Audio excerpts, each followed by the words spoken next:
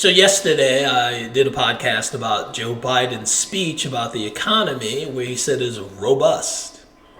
I beg to differ. Today, just as I'm getting over that speech, today, Democrat senator of the state of Michigan, Debbie Stabenow, goes even one better. Let's talk about it.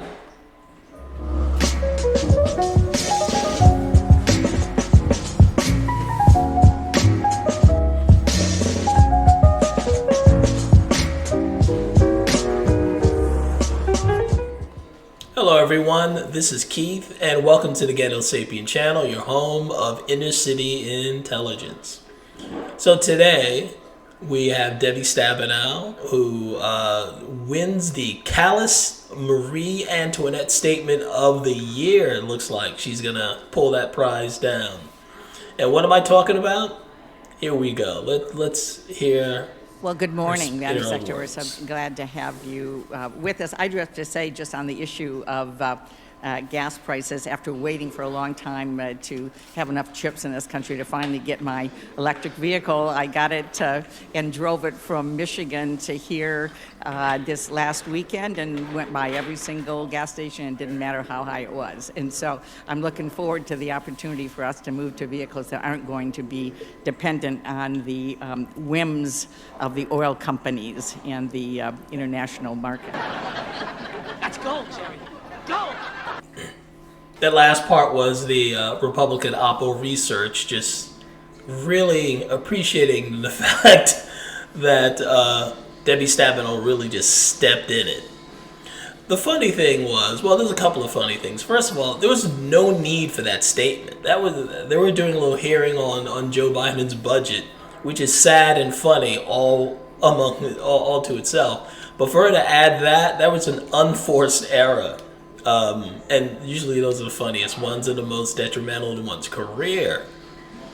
Her saying that an electric vehicle will free her from the whims of the petroleum industry. Is she aware how we power our, where the power comes from for her electrical car? What powers the power grid? It's oil, natural gas, sometimes coal, sometimes a little nuclear. So her saying that her electric car spares her of the whims of the petroleum industry is like saying, I don't care about farmers because I get all my food from Whole Food. She is an utter moron. But I think she's indicative of the political class now. They're not very bright. They're clever. They're cantankerous, they're conniving, but not very wise or smart. It was just her statement was incredible. I'm not sure. I just don't even know what to say. I'm just at a loss for words. How heartless and cruel that was. I mean, Joe Biden's was pretty bad. He just completely ignored the whole situation, saying again that the economy is robust, we're in a position of strength. Inflation's bad, but we'll be able to tackle it. I mean, it was dumb, but it didn't quite rub your face in it. Stabenow, her statement, she acknowledges that the gas prices are high, and in her state, it's $5 and change a gallon. That's higher than the national average. She acknowledged it and said, F you, pretty much, to you and your high gas. It doesn't affect me. I just drive past it in my EV. That's worse than Biden's statement by several degrees. And I'm a little suspicious, first of all, what's the big push to get us into electrical cars anyway? On the surface, they're saying that, okay, well, it's the environment. That's what you keep hearing. So your assumption would be that the cars are like a really great source of greenhouse gases. Au contraire. You'd be wrong. I looked it up myself. Number one are the power plants and industry all the manufacturing industry which globally, some places are cleaner than others, some places are pretty dirty when they produce power, like China, a lot of dirty coal, stuff like that. So that is like 43 to 48% of greenhouse gases. After that is agriculture, cutting down trees and all that stuff, and cows farting, whatever. But then transportation is 16% of the source of greenhouse gases. 16%.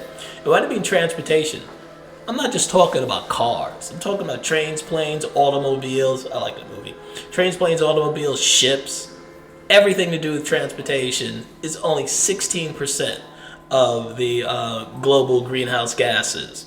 So if you were to take every car, which is just a fraction of that 16%, and converted them over to EVs, you would put a dent in the greenhouse gas issue that's supposed to be a big problem. So what's the reason why cars, traditional cars with gasoline powered cars, are being made an enemy, and being made the villain, just like they did with smoking. They made that like socially unacceptable. Gun ownership, they're trying to make that socially unacceptable. But now it's cars. They're always trying to make some sort of villain, some inanimate object, the villain, and wrongly so. Because again, the cars are not the greatest contributor of greenhouse gas. I think, this is just my tinfoil hat theory, is that the all the electronics, all the software in electrical vehicles make them easy to control centrally, and they're trying to move us towards this social credit score like they have in China. How they they can affect where you travel, where you go, what you're allowed to purchase, depending on how compliant you are to government edicts and things like that. I think they're trying that here. Cancel culture was the society's, left-wing society's way of controlling our behavior. China it's more official, and I think they would like to do that here, where if you said the wrong thing online, maybe you can't charge your car up fully. If Facebook cancels you because of something you said, then all of a sudden they cut your ability for your car to drive anywhere. May sound whack now, but there's a lot of things that happen today that if I had to tell myself what's going on 10 years in the past, I would think I was crazy. So I don't put anything past them, because again, on the surface, there's really no benefit to changing all the cars over to EV. I mean, regardless of the fact that our power grid would be browning out and blacking out like nuts because we don't have the power grid. We don't produce enough oil. We don't produce enough power for cars to switch over, and it takes a long time to charge. And it's just logistically not workable right now. So again, I'm just a little paranoid as to why this is all happening. Why they're villainizing gasoline-powered cars. There's some other reason to it. But even bigger than that is the contempt from people like Senator Stabenow towards the American public. It's been going on and on and on, where it's like they don't even talk to half the country. They just pretty much villainize us. If you're not vaccinated, you're a villain. If you vote for Donald Trump, you're a villain. If you're not for certain things, politicians don't go after politicians anymore. You have a lot of politicians on the left that go after the public, after the voting class, and that's dangerous. That's dangerous when the economy's doing well. It's worse. It's like you're messing around with fire when people are having a hard time, with the gas prices and the food prices and feeding their children. I haven't seen this much contempt for, you don't see this much contempt coming from the political class and the political leaders towards their the people they're supposed to be governing. I mean, since 1776, the Revolutionary War. I mean, even King George at the time was just like, maybe I just do a little bit of taxes on their tea and probably have a couple of military guys stay at their house, but I'm not messing around with their ability to feed their kids or their whale oil supply. Let's not get crazy here. There's nothing stopping these politicians from going way worse than King George did at the time. I mean, when they lock you down in your house and they go on vacation, when they tell you can't come back to work unless you get a shot, but it doesn't affect them whatsoever. We can't continue living in this divide where we have the political class and everyone else. It's not going to last. Again, I think it's a very dangerous situation, and hopefully, the midterms can at least kind of calm it down when we could have a split government where you have the president who's a lunatic, and then you could have Congress and the Senate that could kind of keep him from going too crazy. That, I think, would be a pressure relief valve for a lot of what's going on now, because I think a lot of pressure is building up.